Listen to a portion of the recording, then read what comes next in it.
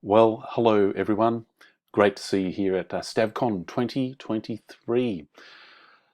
I'd like to start with an acknowledgement, if I may, and where I'm recording this is on the unceded lands of the Bunurong people, and I'd like to acknowledge that I'm grateful to the traditional owners, the elders, and the knowledge holders of all Indigenous nations and clans who have been instrumental in the reconciliation journey.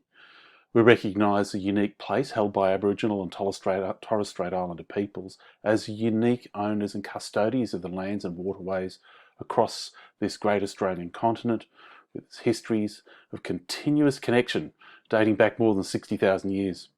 We also acknowledge their enduring cultural practices of caring for country, which is actually so critical for what we're talking about today.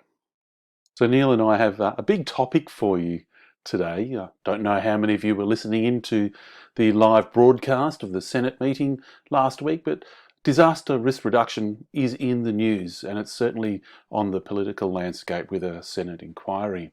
So today we're going to be having a look at the big 10,000 foot view, zooming all the way down to the chalkboard, as it were, to discuss the impacts for science teachers and education in general as we look at disaster risk reduction, particularly from the bushfire perspective. First though, the background. Right now, and I just want to acknowledge these slides are from Palsy Salzberg, and I'm just really grateful that he's given me permission to use his slides with obviously some modifications that I've put here in the back and the grey boxes at the bottom there. But he's picked up on a really important thing that we as educators need to be right across right at the moment. And that is this shift, what's called the next education paradigm, which comes from a UNESCO report around what we call the social contract, or a new social contract for education for 2030. And in that report from UNESCO, it really defines and identifies some significant and big issues that we're being faced with right now. And that is this transition. So if you have a look over here, we're moving from this idea of school being for, inducting children into adultness, and school currently being around about literacy and numeracy. School where teachers are merely technicians in this broader machine that funnels things down for us to deliver into the empty tablets that is a child's mind. And this whole notion of competitiveness, standardization, and an industrial model of inputs and outputs.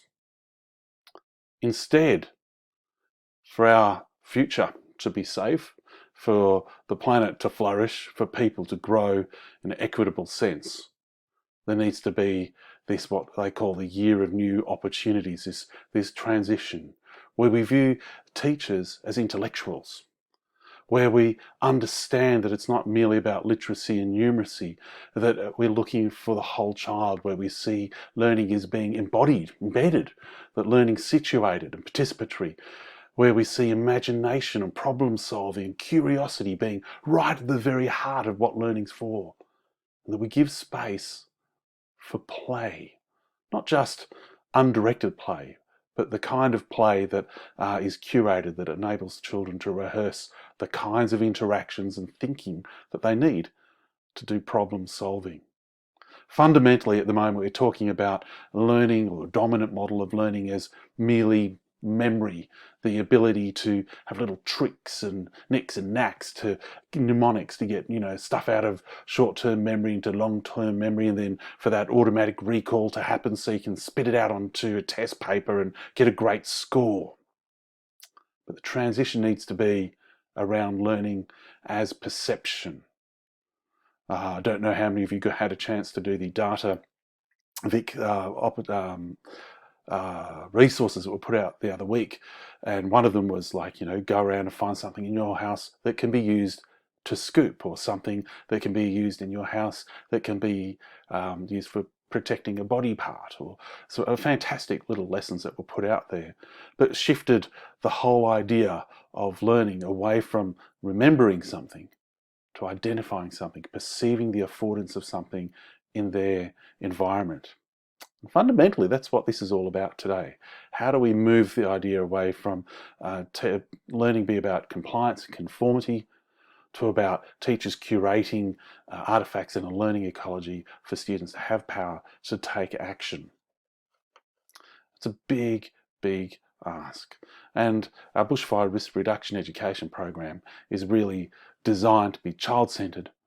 It's about being site-specific, about participatory action, and about knowledge in a learning and culture being embodied, situated, and even non-representational after Gibson and Gibson. Some more of these slides here really pick up on this idea of systemness, well-being in learning, and the impact and role of social and artificial intelligence, and of course equity.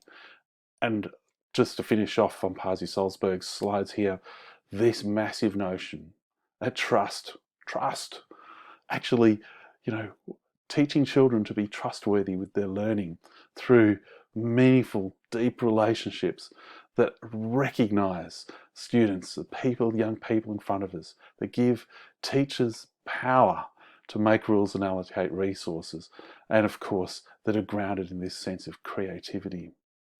We're really talking about climate change education. We're talking about every teacher being a climate change educator. And we're talking about the power that schools have to give teachers power to enable students to make a difference. Now, that's a really high 10,000 foot view there. And Neil's going to bring us into that much more nuanced look in the day-to-day practice of what we're talking about here with our Bushfire education program. But it needs to be situated in the whole question of what schools are for and what learning, or the purpose of learning in the first place. At the moment, I'm finding that anyone that comes out with any program or any conversation about anything to do with education has to have this big circle and all these parts connected in the circle.